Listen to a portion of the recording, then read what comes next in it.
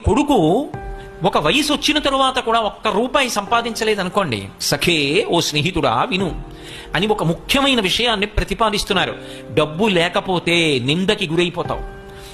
ఎంత డబ్బు అన్న ఆర్తి వద్దు, కానీ సంపాదించాలి, ప్రయత్నం ఉండాలి. ఆ ప్రయత్నం కూడా చేయకుండా ఒక్క రూపాయి సంపాదించకపోతే మాతా నిందతి, అమ్మ నిందిస్తుంది. నాభినందతి పిత, తండ్రి కొడుకుని చూసి సంతోషంగా ఎరా అని ఇలా వెన్నుపాం మీద తట్టడం. నాభినందతి పిత భ్రాత న సంభాషతే, మేము కష్టపడి సంపాదిస్తాం, వీడొక్క రూపాయి తేడు, అన్నదమ్ములు మాట్లాడరు. భృత్య కుప్యతి, సేవకుడు చెప్పిన పని చేయడు, ఒక్క రూపాయి ఇవ్వలేవు కానీ పనులు చెప్తావా అంటాడు. భృత్య కుప్యతి నానుగచ్చతి సుత, తండ్రి గారి ఇంట్లోకి వస్తూ ఉంటే కొడుకు జలపాత్ర పట్టుకుని ఎదురొచ్చి నాన్నగారు కాళ్ళు కడుక్కోండి అనాలి. ఎదురు రాడు. నానుగచ్చతి సుత కాంతాపినా లింగతే, భార్య కూడా ప్రియమార ఆలింగనం చేసుకోదు. ఆఖరికి అర్ధప్రార్థన శంకయాన కురుతే సల్లాపమాత్రం సుహృత్ అతను చాలా మంచి స్నేహితుడు, అతనేమి దోషభూయిష్టమైన నడవడి ఉన్నవాడు కాడు.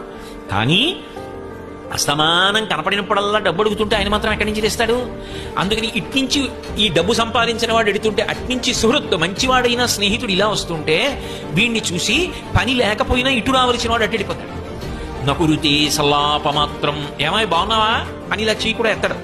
నకురుతే సల్లాపమాత్రం సుహృత్ తస్మాత్ నైతికమర్థమార్జన శృణు సఖే.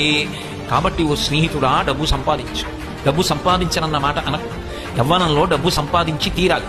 కాబట్టి తస్మాత్ నైతికమర్థమార్జన శృణు సఖే విత్తేన సర్వే వశాః.